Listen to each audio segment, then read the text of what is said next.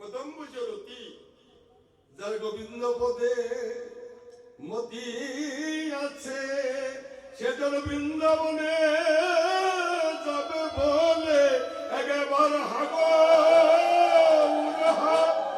গৌর বলে। বৃন্দাবন, এখানে মথুরাকে সর্বপ্রাধান্য দেওয়া হয়েছে। মথুরাকে প্রাধান্য দিলেন কেন?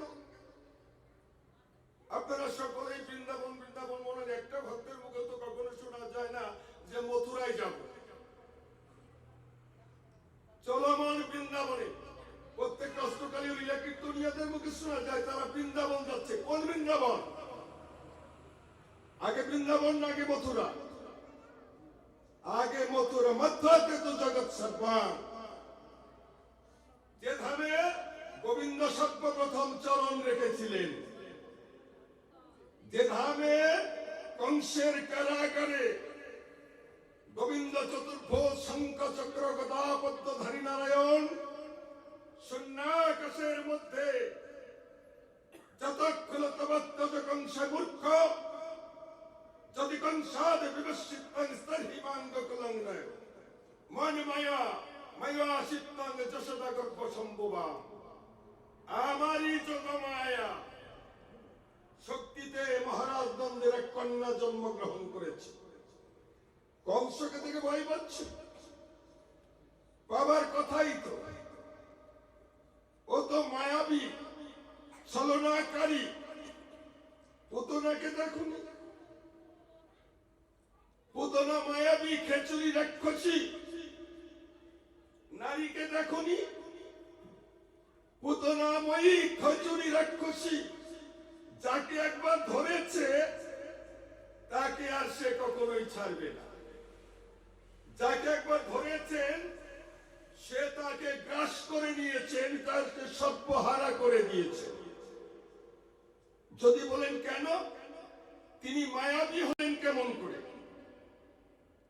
একদিন ভগবান শ্রীকৃষ্ণকে প্রশ্ন করেছেন দেবশ্রী নারদ, তুমি গীতার মধ্যে বলেছো দৈবিক চেষ্টা গুণময়ী মম মায়া দূরত্বয়া মামে বজে প্রবদ্ধন্তে মায়া মে তান্তরন্তিতে। তোমার যোগ মায়া,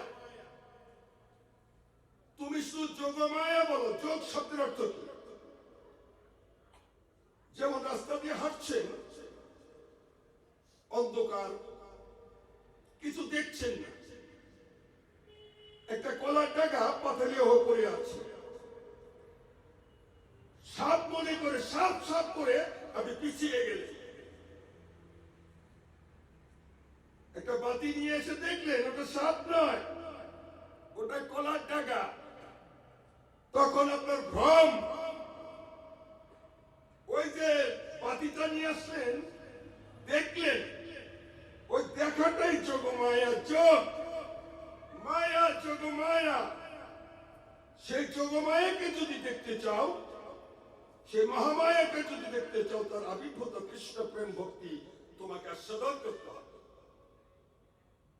কৃষ্ণ কেমন? কৃষ্ণকে কে দেখেছে? কৃষ্ণ কি? মহারাজ পরীক্ষিত ব্রহ্মচন্দ্র পেলেন কেন?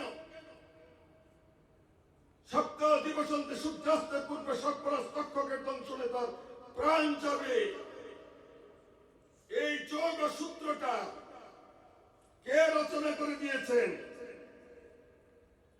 কারণ মহামায়াকে আবির্ভূত করে ভগবান বিষ্ণু বলেছিলেন এই যুগটা কলির অধিকারে, কলি একদিন আসবে, সেই জন্য তোমাকে জানিয়ে রাখি। হে মহারাজ পরীক্ষিত, আমি তোমার রাজত্বে আসব, এ কাল আমার অধিকারে। তখন বললেন আমার রাজত্বে কোনো অমঙ্গল নেই, কোনো অসুবিধা নেই, কোনো অশান্তি নেই। তুমি কেন বারবার আমার রাজত্বে আসতে চাচ্ছ? আমার রাজত্বে কেন অশান্তি সৃষ্টি করছো? আমার রাজত্বে তো কোনো অশান্তি দেখতে পাচ্ছি না।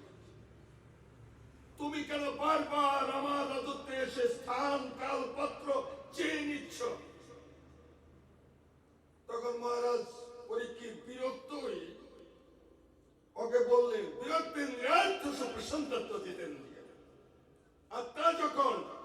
আত্মা থেকে প্রশান্তি দূর হয়ে যায়, তখন আত্মা বিরক্তি লাভ করে।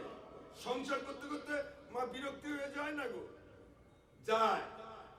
এ সংসারই আর করবো না। বিরক্তেন্দ্রিয়ার্থসু প্রশান্তস্ত জিতেন্দ্রিয়।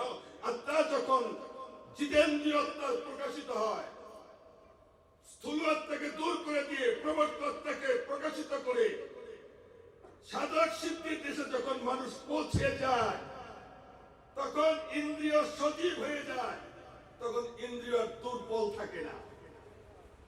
তাই আমি তোমার রাজত্বে আসবো, এমন কয়টা জায়গা চেয়ে রাখি যেখানে মদ্যপান করা হয়, তাস পাশা খেলা হয়, দাবা খেলা হয়, নারী নির্যাতন করা হয়, ঘুষ খাওয়া হয়, সবই তো করছি। তখন বলে এই সমস্ত কাজ কোনোদিন হবে না।